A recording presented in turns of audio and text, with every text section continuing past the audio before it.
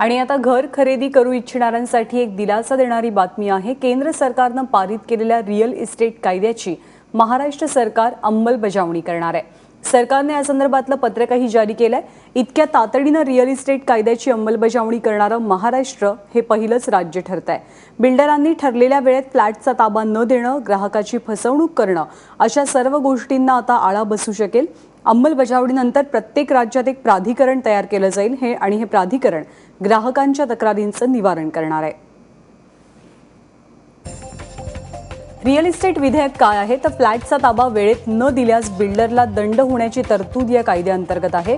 Built up एरियाच्या ऐवजी carpet एरियानुसार विक्री करणं सक्तीचं असेल। प्रकल्पात बदलांसाठी 2/3 खरेदी दरांची सहमती देखील आवश्यक असणार आहे। जाहिरातीत सांगितलेल्या सोयी सुविधा जर बिल्डरने दिल्या नाहीत तर कारवाई करण्यात येईल। ग्राहकांची 70% रक्कम बँकेत जमा करणं यापुढे बिल्डरला अनिवार्य असेल या कायद्यानुसार, आणि नियमांचा भंग केल्यास 3 वर्षांच्या शिक्षेची तरतूद सुद्धा करण्यात आली आहे।